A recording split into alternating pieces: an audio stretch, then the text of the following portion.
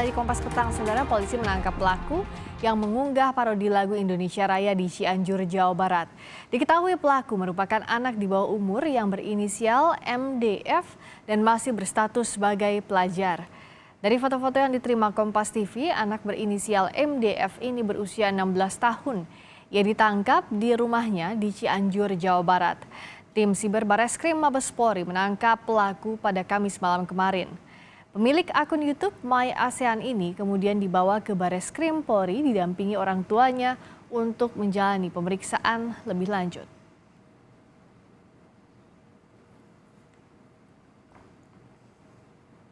Dari hasil pemeriksaan, polisi juga membawa sejumlah barang bukti saat penangkapan, seperti telepon genggam dan komputer. Polisi menangkap MDF yang diketahui memiliki kemampuan yang cukup mumpuni di dunia maya untuk mengelabui polisi. MDF dikenakan pasal Undang-Undang ITE dan pasal penghinaan bendera dan lambang negara. Dari PDRM berhasil mengamankan satu orang laki-laki ya, itu yang inisialnya NJ, itu umurnya 11 tahun. Ini warga negara Indonesia, ada di Sabah, Malaysia. Gitu. Kenapa NJ umur 11 tahun ada di sana? Karena NJ ini mengikuti orang tuanya yang bekerja sebagai TKI, ya, di TKI, yaitu sebagai driver. Karena sudah tersangka kita tangkap itu di Cianjur oleh penyidik Siber Bareskrim, gitu ya. Jadi inisialnya ada MDF. Ini juga umurnya 16 tahun. Jadi dua-duanya di bawah umur ini. Jadi MDF ini nama asli. Tetapi di dunia maya itu namanya adalah Faiz Rahman Simalungun ini. Faiz Rahman Simalungun, di dunia maya namanya dia. Tapi aslinya namanya adalah MDF itu. Jadi malam dia kita tangkap di rumahnya dan dia adalah kelas 3 SMP ya di Cianjur, itu di sana. Kemudian yang bersangkutan si MDF ini kita bawa ke Bareskrim, kemudian kita lakukan pemeriksaan.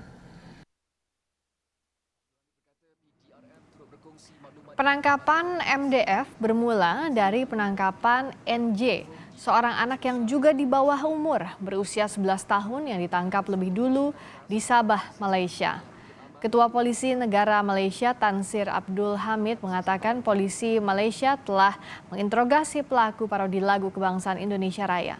Temuan ini telah diberitahukan ke Polri yang turut menginvestigasi kasus parodi lagu ciptaan WR Supratman itu. Polisi Republik Indonesia atau Polri dan kes ini dijangka tindakan yang mengaibkan ya, kehormatan sesebuah negara itu adalah suatu kesalahan yang amat berat ya. InsyaAllah apabila tertangkap nanti kita akan adili, ya, bahawa kita akan dakwa dia di mahkamah untuk menerima hukuman yang sekeras-keras. Kementerian Luar Negeri menyebut telah mendapatkan informasi soal pelaku pembuat parodi lagu Indonesia Raya yang merupakan seorang WNI. Juru bicara Kemenlu, Teguh Faizasyah mengatakan polisi di Raja Malaysia dan Polri telah melakukan kerjasama dalam penanganan kasus ini dan diterbangkan ke Sabah bagi melakukan siasatan lanjut. Proses penyelidikannya masih berlangsung, ujar juru bicara Kementerian Luar Negeri Republik Indonesia, Teguh Faizasyah kepada Kompas TV.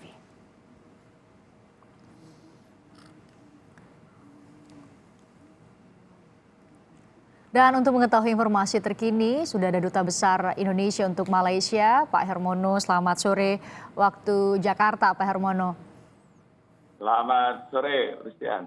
Tadi juru bicara Kementerian Luar Negeri Pak Teguh Faizasyah bilang ini adalah hasil kerjasama antara dua kepolisian, dua negara.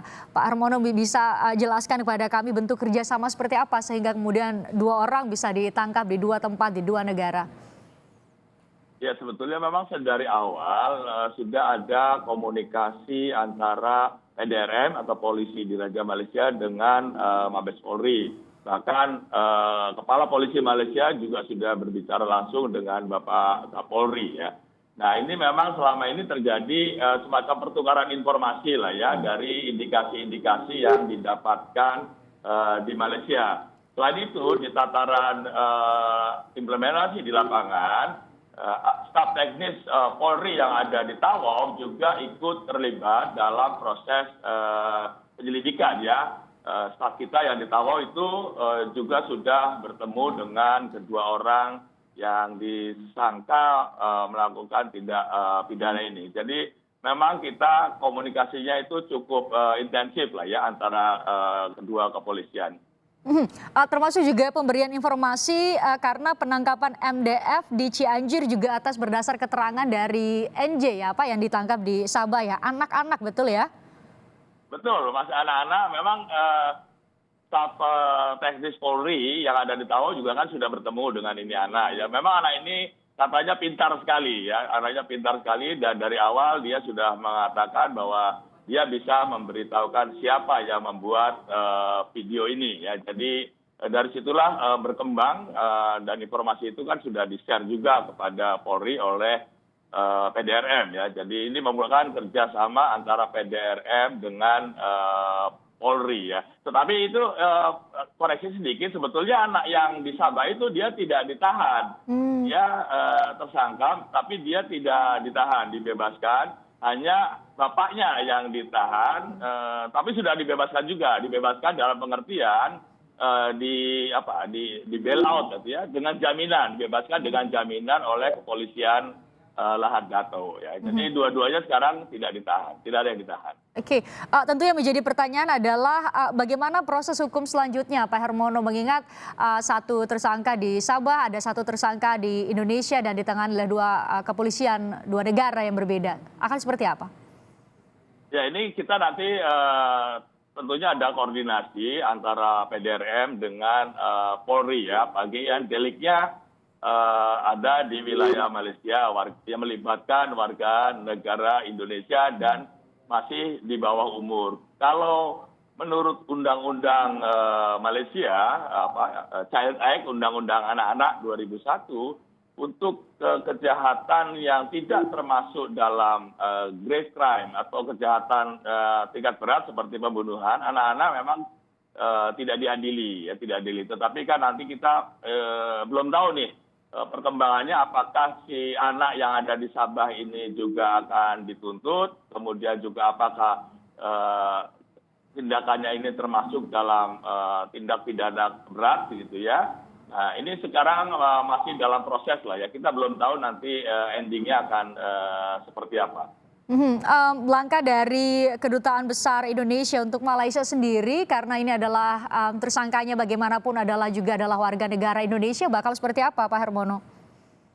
Ya, soal ini kan masih proses investigasi ya, dan dari awal staf teknis Polri yang ada di Tawau di Sabah ini kan sudah terlibat dari awal, bahkan sudah menemui orang tuanya, menemui anak tersebut, melakukan wawancara dan lainnya. Jadi kita sudah terlibat ya. Nah, nanti kita lihat perkembangan berikutnya, apakah ini bisa sampai pro justisia atau bagaimana. Nanti tentu kita akan bertindak sesuai dengan perkembangan dari penanganan kasus ini seperti apa. Mungkin Pak Hermono mendapatkan informasi dari pihak kepolisian di Raja Malaysia. Seperti apa proses penyelidikannya sehingga kemudian ditemukan NJ, anak berusia masih di bawah umur begitu di Sabah. Pak Hermono dapat informasi soal itu? Ya, itu berdasarkan nomor telepon yang mengupload, berdasarkan nomor telepon yang mengupload ya, kalau menurut polisi Malaysia ya. Dari nomor telepon itulah dilacak ternyata pemiliknya seseorang yang ada di Sabah dan seorang WNI yang ada di Sabah.